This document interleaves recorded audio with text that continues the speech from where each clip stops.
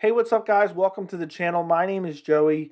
UFC Vegas 29 just ended the Korean Zombie versus Dan Ige, and this is my post fight for that card.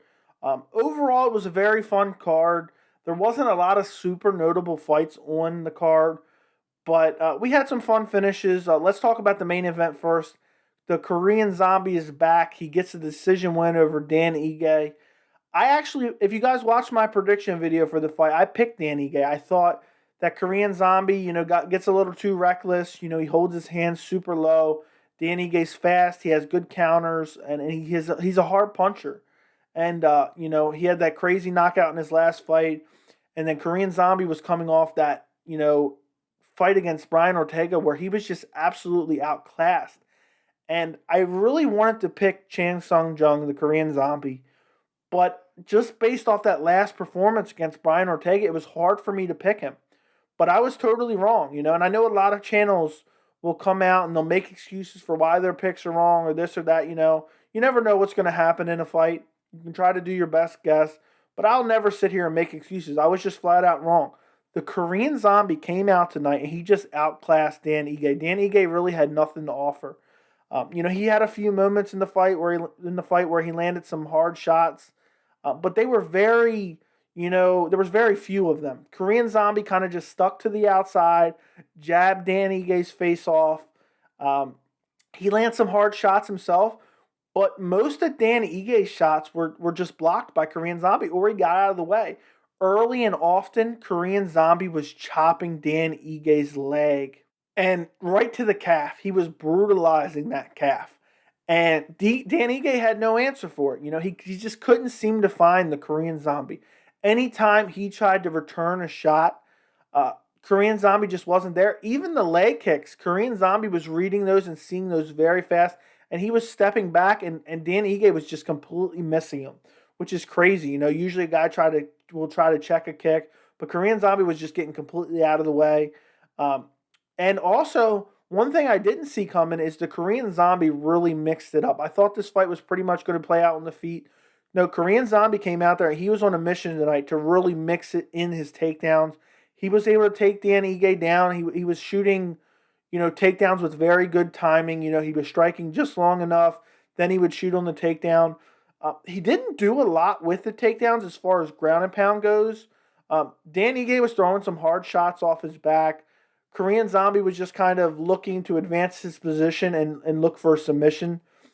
There was a couple times throughout the fight that Korean Zombie was able to get Dan Ige's back. And there was twice, I think, I want to say the second or third round, I don't remember for sure, where it looked like Korean Zombie was going to get a rear naked choke.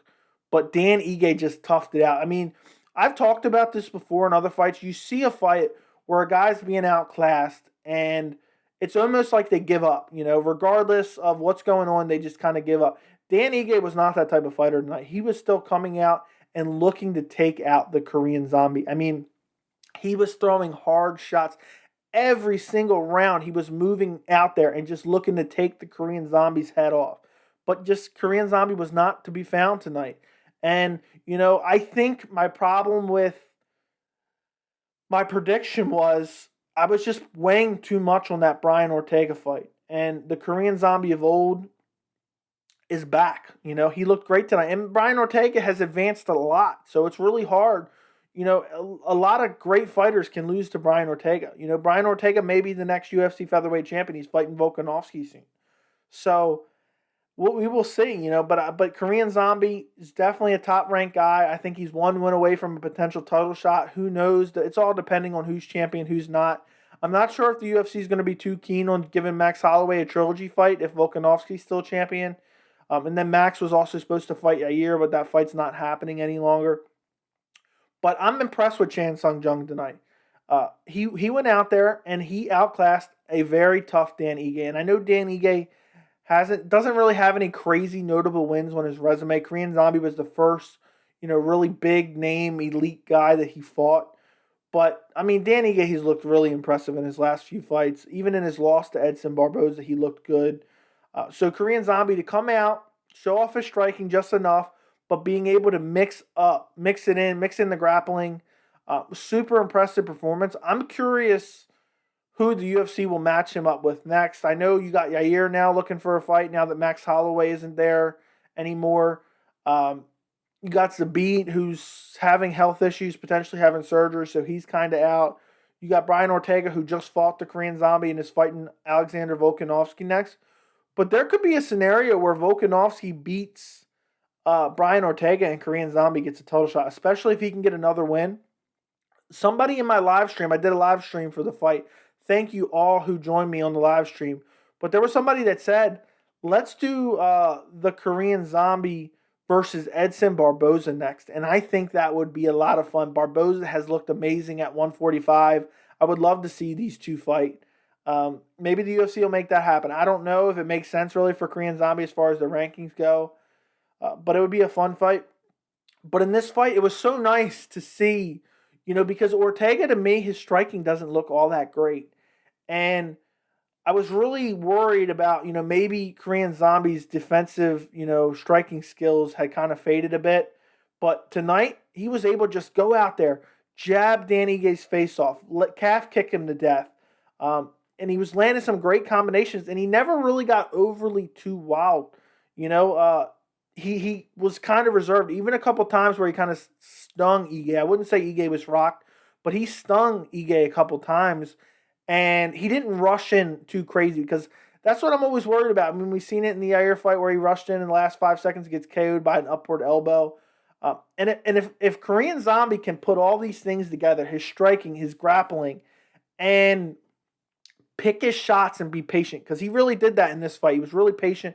He picked his shots. He used pressure when he needed to. And he was Dan Ige was throwing some heavy punches, and Korean Zombie was getting out of the way just barely. If Korean Zombie can put all that together, he is a legit threat to the featherweight title. Now, again, obviously, I don't know about that Brian Ortega fight. Maybe that was an aberration. Maybe Korean Zombie, had an off night. Maybe Brian Ortega had a really on night. But tonight, I really like what I saw from Korean Zombie. And I've talked about it before.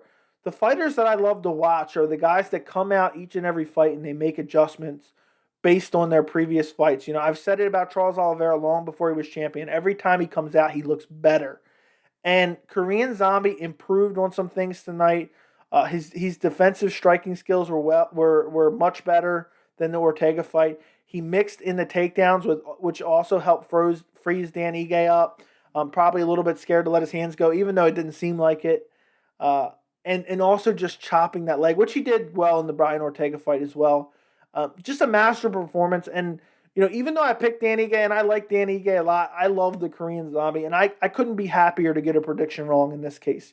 Seeing Korean Zombie back on the winning track is something that I'm very happy to see. I mean, if he would have beat Brian Ortega, he would have got the title shot. So he's one fight away, in my opinion. So we'll see what happens with the Korean Zombie. Let's briefly go over the rest of the main card. Alexei Oleinik versus Sergey Spivak was one of the worst fights I've ever seen. I don't even care to talk about it. I'm sure there's not much MMA fans clamoring to hear that fight discussed. Alexei Oleinik must be 60 years old at this point. He has no head movement. Heavyweight division is the worst division in all the UFC. And really, that's all I have to say. Spivak gets the decision, and I don't think anybody cares about it. If there's somebody that really cared about that fight, let me know in the comments, because I feel bad that I didn't go over it in more detail for you if you really did. The best fight on the card, other than, I don't know if the main event was good, but it was one-sided, so I don't know, And also in the main event, I forgot to mention, Dan Ige did really, his corner really stressed to him, you need to finish this fight. And he came out in that 5th round looking for a finish. He landed some great body shots in that 5th round. So I forgot to mention that. I'll go back to that a little bit. But probably the best fight as far as competitiveness was Marlon Vera versus Davey Grant. That was a great fight. Davey Grant was coming out and just throwing heavy punches. Marlon Vera was blocking most of them. He probably lost the first round. In the second round, Marlon Vera was throwing some nasty standing elbows, really busted up Davey Grant, and really just started to take over the fight from then on out. Marlon Vera, I thought he would win this fight more impressively. He won by decision, by the way. There was a couple times in this fight I thought he was going to get a submission, but he just was unable to get it. There was no quit in Davey Grant, and this was a great fight. I'm happy the UFC made this. Marlon Vera gets the decision, but it was not an easy one. He won the second and third round. Davey Grant took the first round. It was a fun fight. I think it was probably the funnest fight on the card. Uh, Marlon Vera able to pretty much dominate him on the ground for the majority of the third round. I think most people even gave him a 10-8 for the third round.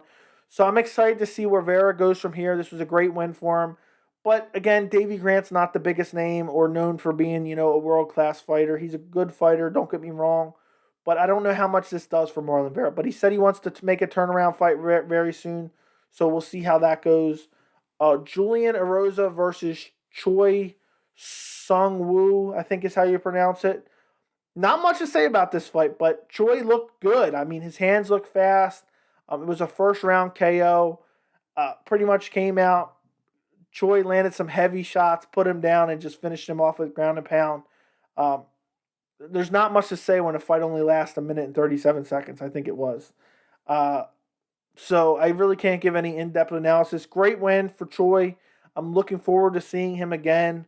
But again, it's hard to take away a lot when you have some of these guys who are kind of relative unknowns as far as skill level. You haven't seen them against some of these known competitors, higher up in the UFC. But it's a great win nonetheless. I can't wait to see where he goes from here at featherweight. And featherweight is just looking deeper and deeper as we go. Wellington Turman versus Bruno Silva. What a brutal knockout from guard. Now, I forgot most of this fight, but the finish was Bruno KOing Turman in the first round. They were in guard. It was towards the end of the round. And Turman just almost wasn't blocking at all.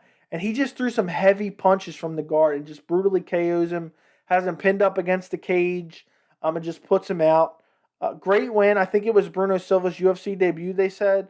So I'll be definitely interested to see where he goes from here. I actually missed the first fight on the main card, but I did see the replay. Matt Brown versus DhiegoLima. It was a devastating knockout for Matt Brown. He knocked out DhiegoLima in the second round. I don't know if I said that or not. But I don't know how the fight went because I totally missed it. I just seen the highlight.